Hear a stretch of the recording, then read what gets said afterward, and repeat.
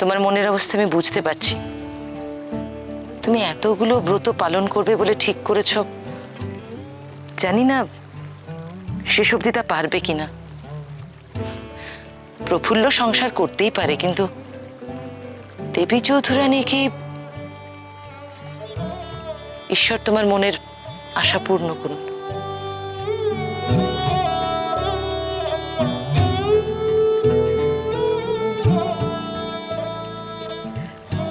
আজ আমার রানীমাকে একেবারে মনের মতো করে সাজাবো, দেখি একবার মুখটা। না নিশি, এই গয়না দেবী চৌধুরানীর, প্রফুল্লর নয়। দেবী চৌধুরানীর কোনো কিছুর ওপর প্রফুল্লর কোনো অধিকার নেই। যাও, ওই গয়না যথাস্থানে রেখে এসো।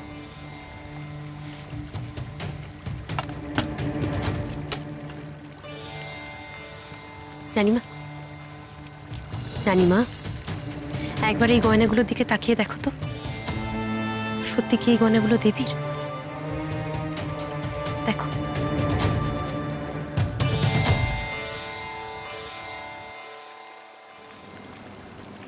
সত্যি তো, এই গয়না দেবীর নয়। তবে কার এই গয়না? এ আমার শেষ স্বাদ রানীমা।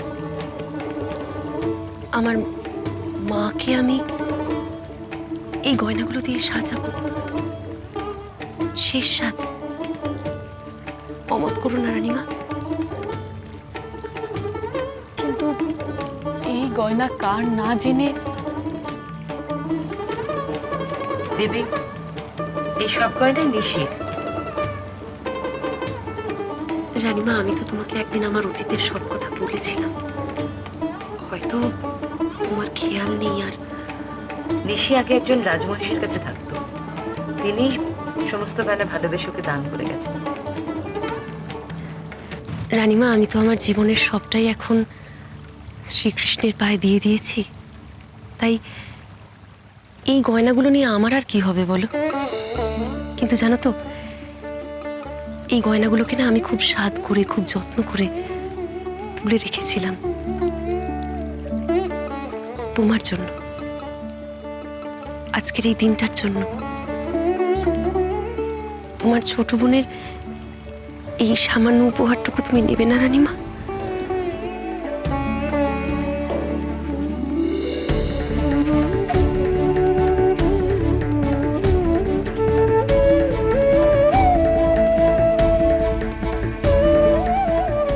এত ভালোবাসো আমাকে, এত?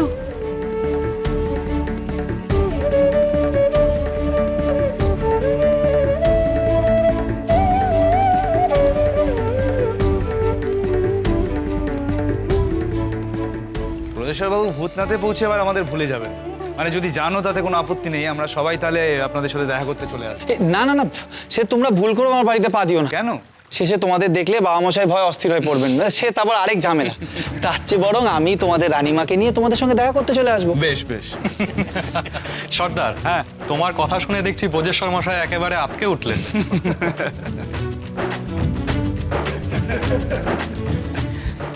বলছি যে সন্ধে তো হয়ে এলো আর লগ্ন পড়ে গেছে, এবার তৈরি হয়ে নিন আপনি, ছাদনাতলায় যেতে হবে তো।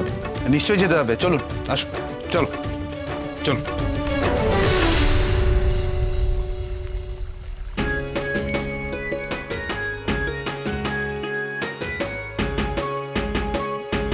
কি আনন্দ, কি আনন্দ, কি আনন্দ এলো দ্বারে, কি আনন্দ, কি আনন্দ, কি আনন্দ এলো দ্বারে। শঙ্খ বাজাও লুদেরে, খুশি ধরে না রে মোদের, খুশি ধরে না রে, খুশি ধরে না রে মোদের, খুশি ধরে না রে।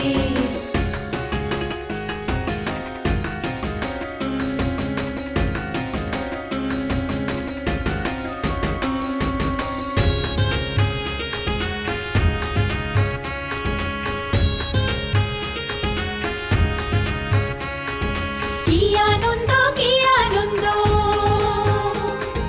কি আনন্দ, কি আনন্দ, আনন্দ এলো দ্বারে।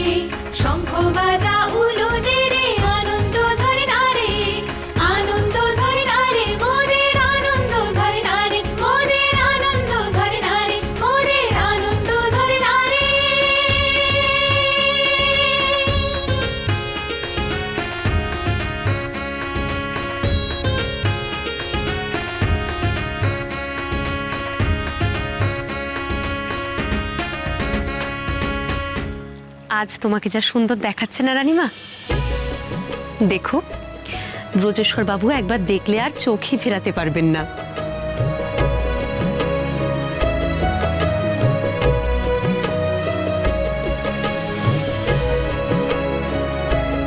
হ্যাঁ, তাহলে ফুলের মালার জন্যে ফুলের মালা কম।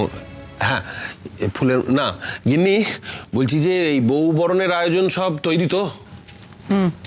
আচ্ছা, যাবো। হ্যাঁ বলো। আত্মীয় স্বজনদের সব বলা হয়ে গেছে। বেশ করেছো। বুঝলে যাবো, তাও এই কম করে শখানেক আত্মীয় তো আসবেনি। আরে আস্তে আস্তে কি আস্তে খান। গিন্নি গিন্নি আমাকে পথে বসাতে চায় ও। আসলে রোজগার তো করতে হয় না, তাই বোঝো না যে কত কষ্ট করে প্রাণ হাতে করে পয়সা রোজগার করতে হয়। ও, এটা তুমি কি করেছো বিলাস? কাকে ঘরে তুলছি তাই জানি না, তার জন্য এত লোক ডেকে চব্বচস্য খাওয়াতে হবে? তুমি কি সত্যি আমায় পথে বসাবে? তা রাজি হলেন কেন এই বিয়েতে? আমার তো প্রথম থেকেই মত ছিল না এই বিয়ে।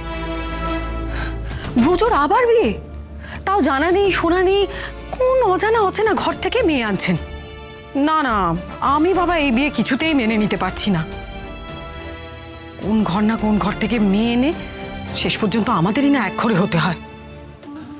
সময় গিন্নি সময়, এই বিয়ে কি আমিও মানতে পারছি, কিন্তু এমন সময় আর এমন পরিস্থিতি তৈরি হলো যে প্রাণ বাঁচাতে আমাকে এই বিয়ে মানতেই হলো। প্রাণের থেকে বড় আর কিছু হয় না।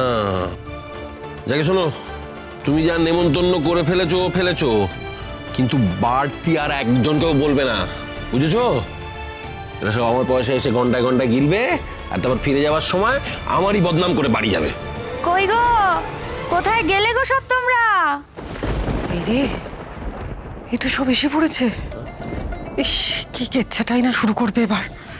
আমার তো ভাবলেই ভয়ে হাত পা ঠান্ডা হয়ে যাচ্ছে। যাই দেখি।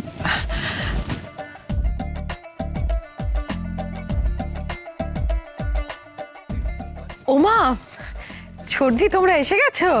বাহ, চলো ভেতরে চলো। তা আমরা আসবো না? আমরা হলাম গিয়ে তোমাদের নিকট আত্মীয়। আচ্ছা, শুনলাম নাকি বিয়েটা খুব তাড়াতাড়ি ঠিক হয়েছে। তা মেয়েটার ঘরদোর কিছু জানো নাকি? তা আবার ওই সেই প্রথমবারের মতন ওই হাড় হাবাতে ঘরের মেয়ে আনছো না তো? একটু ধৈর্য ধরো না, একটু ধৈর্য ধরো, সব জানতে পারবে। এত তাড়াহুড়োর কি আছে? আরে বাবা, এই নেমন্তন্ন পত্র হাতে পেতে না পেতেই তো সব লোটা কম্বল নিয়ে চলে এসেছো। যাও ভেতরে যাও, একটু বিশ্রাম করো, তারপরে ঠিক জানতে পারবে কেমন ঘরের মেয়ে, কেমন মেয়ে, সব কিছু। যাও ভেতরে যাও, দেখিনি, এসো। কি রানীমা, সাজ পছন্দ হয়েছে তো? বাহ, আমাদের রানীমাকে তো একদম মা লক্ষ্মীর মতো দেখতে লাগছে। কি বল নিশি? একেবারেই তাই। আর তাই তো ব্রজেশ্বর বাবু রানীমাকে এখনো চোখে হারান।